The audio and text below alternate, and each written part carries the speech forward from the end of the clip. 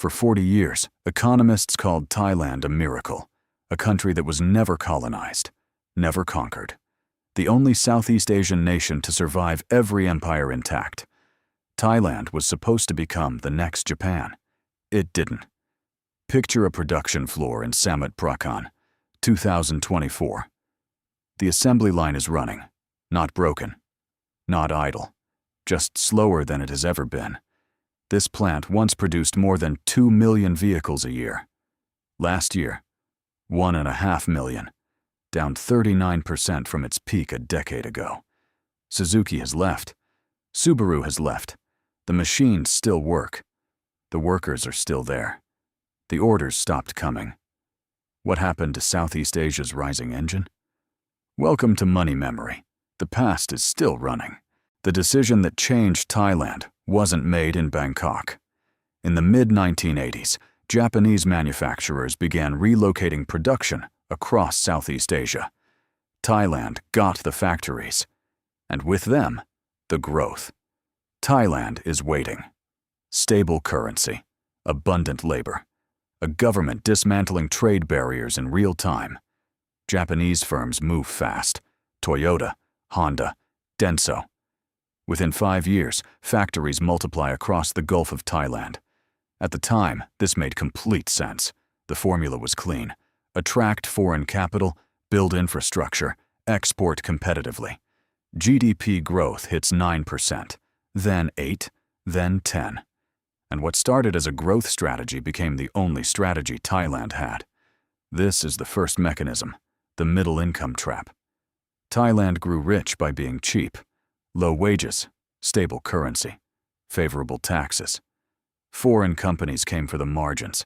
They stayed for the roads and ports the margins helped build.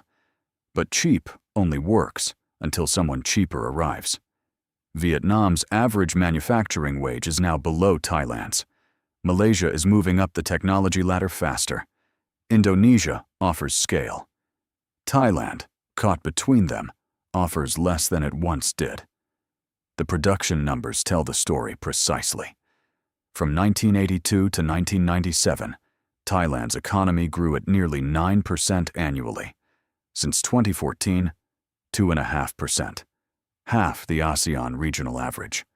The Thai stock market shed 23%. No major index anywhere performed worse.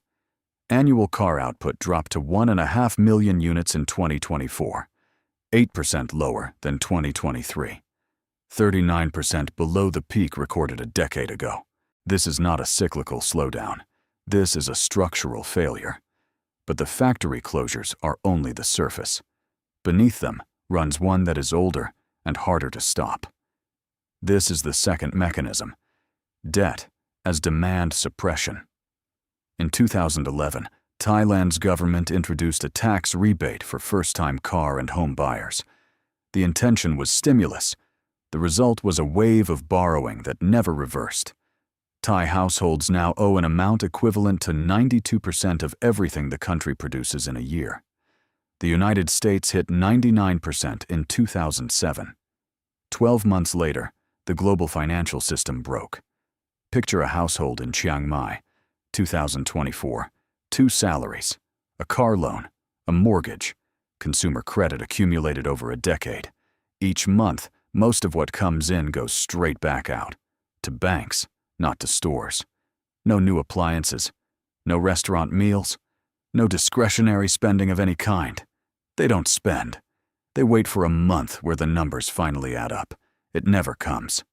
Thai consumer confidence in 2024 recorded its weakest reading in more than 2 years, and it declined every single month for half a year straight. Domestic spending, the foundation of any functioning economy, has seized up, and the feedback loop closes itself. Businesses cannot raise prices because consumers have no room to absorb them. Thailand's inflation rate turned negative, minus 0.79%. Not low inflation, prices actually falling. And when prices fall, businesses delay investment. When businesses delay investment, wages stagnate. When wages stagnate, households borrow more. The loop closes and tightens. But here's the problem. Deflation is not a policy mistake that can be corrected with an interest rate decision. It is a structural condition, and Thailand is not the first country to discover how difficult it is to escape. This is where the pattern becomes a trap. Japan's asset bubble burst in 1991. By 1995, consumer prices were in decline. By 2000, the Bank of Japan had cut rates to zero. 3 decades later, Japan was still fighting the same gravitational pull. The comparison is not abstract. Thailand's fertility rate stands at 1.3 births per woman, identical to Japan's at the start of its demographic crisis. 8 out of 10 elderly Thais have no retirement savings. They depend on income from their children who are already carrying household debt, equivalent to nearly the entire national economy. The system no longer requires decisions. The demographic math runs on its own. Fewer workers entering the labor force, more elderly leaving it, less consumption, lower growth, a ceiling that descends every year. The government's 1970s population control campaign achieved exactly what it intended. Until 1983, roughly 1 million Thai children were born each year. After that, the number fell and never recovered. That is when the question stops being abstract and starts being personal. And if this sounds familiar, it should. This is the same pattern that hollowed out the American industrial Midwest in the 1980s. The same mechanism that locked Brazil in middle-income stagnation across 3 decades. The same structural failure that transformed Japan's economic miracle into a lost decade. And then a second one. Countries do not fail because of a single bad decision.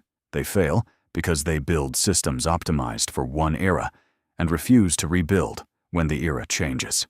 Thailand's export sector generates roughly 65% of national output. A substantial share of that still comes from hard disk drive assembly, a product that the technology industry has been systematically abandoning in favor of solid-state alternatives for over a decade. Rice exports have fallen 36% from their 2017 peak, undercut by competition from India and Vietnam. The mechanism is identical across every sector. Only the product changes. But what happens when all of these pressures arrive simultaneously? When debt service grows faster than income? When deflation discourages every investment decision? When the workforce contracts faster than productivity can compensate? History has seen each of these forces individually. It has rarely seen them converge. Thailand has experienced 12 coups since the end of absolute monarchy in 1932. Economic pain and political instability are not separate stories. They are the same story told from different vantage points. So what should you take away from this? Growth built on cheap labor requires permanent reinvention, or it becomes a ceiling. Debt-fueled consumption destroys the domestic demand it was designed to create. Demographics are not destiny, but ignoring them for 4 decades carries a fixed cost. The theme is constant. Dependency is not a strategy. It is a delay. And the longer a system runs without structural reform, the more expensive the reckoning becomes. 1.5 million cars, built in a country that was supposed to be Southeast Asia's next manufacturing giant. That is not history. That is last year's production report. Money memory. Because the patterns don't change. Only the names do.